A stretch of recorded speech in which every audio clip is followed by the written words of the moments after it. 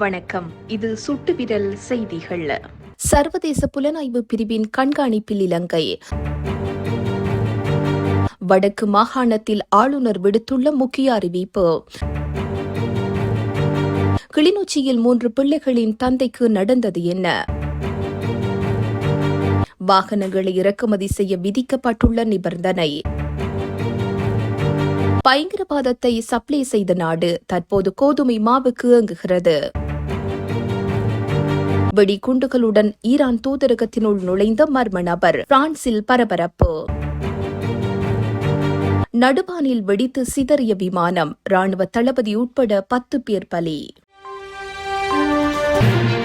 Iran அதிபரின் இலங்கை வருகையை Stalin Mossad புலனாய்வு சேவையும் அமெரிக்க FBI உளவுத்துறையும் கண்காணித்து வருவதாக செய்திகள் வெளியாகியுள்ளன. உமாஓயா பல்நோக்கு அபிவிருத்தி திட்டத்தின் திறப்பு விழாவில் பிரதம அதிதியாக கலந்து கொள்வதற்காக ஈரான் அதிபர் இப்ராஹிம் ரைசி எதிர்வரும் புதன்கிழமை இலங்கைக்கு விஜயம் செய்யவுள்ளார். இந்நிலையில் அவரின் இந்நாட்டுக்கான வருகை தொடர்பில் விசேட பாதுகாப்பு ஏற்பாடுகள் நடைமுறையில் உள்ளதோடு ஈரானிய சிரேஷ்ட பாதுகாப்பு உத்தியோகத்தர்கள் குழு ஒன்று அண்மையில் நாட்டுக்கு வந்து விசாரணைகளை மேற்கொண்டிருந்தது. அத்தோடு ஈரான் அதிபரின் இலங்கை விஜயம் தொடர்பில் இலங்கை அரசாங்கத்திற்கு அமெரிக்கா எதிர்ப்பு தெரிவித்துள்ளதாக ஊடகங்கள் செய்தி வெளியிட்டுள்ளன. அதேவேளை கொழும்பிற்கு அழைத்து வரப்படும் ஈரான் அதிபர் ஸ்ரீலங்கா அதிபர் ரணில் விக்ரமசிங்கவுடன் கலந்துரையாடலில் ஈடுபடவுள்ளமை குறிப்பிடத்தக்கது.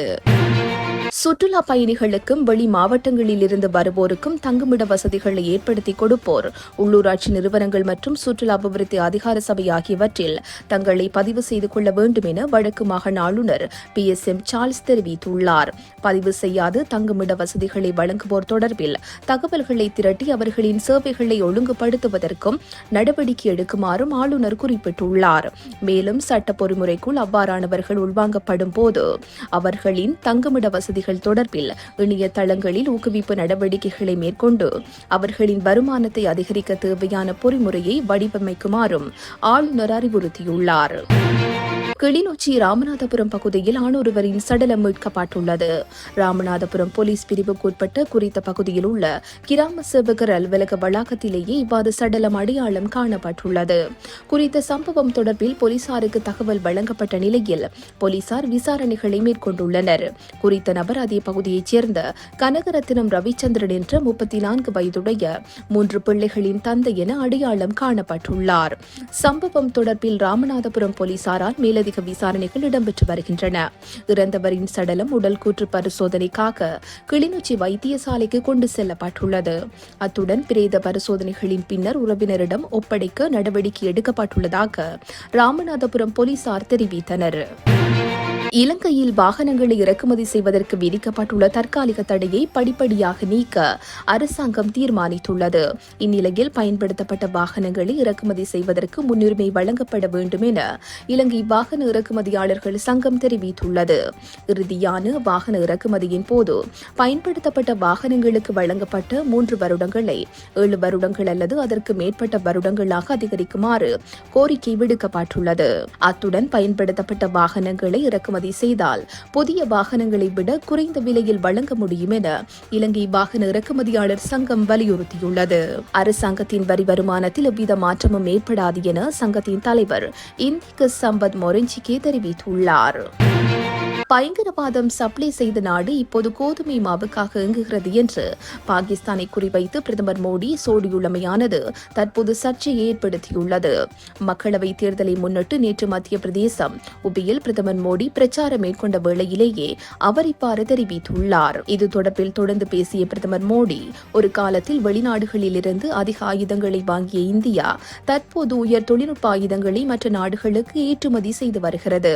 பிலிப்பைன்ஸ் நாட்டிற்கு பிரம்மோஸ் சூப்பர்சோனிக் க்ரூப் ஏவுகணையை சப்ளை செய்துள்ளது. உலகில் பல நாடுகளின் நிலை மோசமடைந்துள்ளது. பல நாடுகள் திவாலாகி வருகின்றன. பயங்கரவாத சப்ளையராக இருந்த நமது அண்டை நாடுகளில் ஒன்று கூட இப்போது கோதுமை மாவு சப்ளைக்காக போராடி வருகிறது. தேச முதலில் என்ற கொள்கையுடன் எனது அரசு செயல்படுகிறது. எந்த தரப்பிலிருந்து வரும் எந்த அழுத்தத்திற்கும் எனது அரசு அடிபணியாது. உலகின் பல்வேறு பகுதிகளில் போர் மேகங்கள் சூழ்ந்து கொண்டிருக்கும் போது எந்த தேவைகளையும் சமாளிக்கும் திறன் கொண்ட அரசு நமது நாட்டுக்கு நமக்கு தேவை என குறிப்பிட்டார். இவருடைய குறித்த பேச்சால் தற்போது புதிய சர்ச்சை வெளியாகியுள்ளது. பாகிஸ்தான் ஆதரவாளர்கள் சமூக வலைதளங்கள் வாயிலாக மோடியை விமர்சித்து வருகின்றமை குறிப்பிடத்தக்கது. பிரான்சில் உள்ள ஈரான் தூதரகத்தில் வெடிகுண்டு தாக்குதல் நடத்தவிருப்பதாக எச்சரிக்கை விடுத்த நபர் ஒருவர் பாரிஸ் காவல்துறையினரால் கைது செய்யப்பட்டுள்ளார். கையெறி குண்டு மற்றும் வெடிகுண்டுடன் ஜாக்கெட் அணிந்த ஒருவர் ஈரான் தூதரகத்துக்குள் நுழைந்து தன்னை தானே வெடிக்கச் செய்ய போவதாக மிரட்டியுள்ளார். அதனைத் தொடர்ந்து ஈரான் துணை தூதரகத்தை சுற்றியும் பாதுகாப்பு பலப்படுத்தப்பட்டு பாதுகாப்பு படையினரும் குவிக்கப்பட்டதுடன் குறித்த சந்தேக நபரும் கைது செய்யப்பட்டுள்ளார். இந்நிலையில் சந்தேக நபர் தீவிரவாத தாக்குதலுக்கு முயன்றாரா அல்லது வேறு காரணத்திற்காக இப்படி நடந்து கொண்டாரா என்பது தொடர்பில் விசாரணைகள் மேற்கொள்ளப்பட்டு வருகின்றன. அத்தோடு தூதரகத்தின் பாதுகாப்பிற்காக அப்பகுதியில் உள்ள மெட்ரோ பாதைகள் தடை செய்யப்பட்டுள்ளதாக தெரிவிக்கப்படுகிறது. அதேவேளை மத்திய கிழக்கில் நிலவி வரும் பதற்றங்களுக்கு மத்தியில் இந்த சம்பவம் பிரான்சில் பெரும் பரபரப்பை ஏற்படுத்தியுள்ளது. ஆப்பிரிக்க நாடான கென்யாவில் நடுவானில் விமானம் வெடித்து சிதறியதில் ராணுவ தளபதி உட்பட 10 பேர் பலியாகியுள்ளதாக சர்வதேச ஊடகங்கள் செய்தி வெளியிட்டுள்ளன. பயங்கரவாதிகளின் நடமாட்டம் அதிகமாக இருப்பதாக உளவுத்துறைக்கு தகவல் கிடைக்கப்பெற்றுள்ள நிலையில் குறித்த பதற்றமான பகுதியை கண்காணிக்க ராணுவ தளபதி உட்பட பலர் விமானத்தில் அங்கு சென்றுள்ளனர். இதன்போது அவர்கள் சென்ற அந்த விமானம் நடுவானில் வெடித்து சிதறியுள்ளது. இதில் மூத்த ராணுவ தளபதி பிரான்சிஸ் உட்பட 11 ராணுவ வீரர்கள் உயிரிழந்துள்ளனர். நாட்டையே உலுக்கிய இந்த சம்பவம் நாடு முழுவதும் 3 நாட்கள் துக்க தினமாக அனுஷ்டிக்கப்படும் எனவும் அதிபர் வில்லியம் ட்ரூடோ குறிப்பிட்டுள்ளார். இத்துடன் இன்றைய பிரதான செய்திகள் நிறைவு பெறுகின்றன.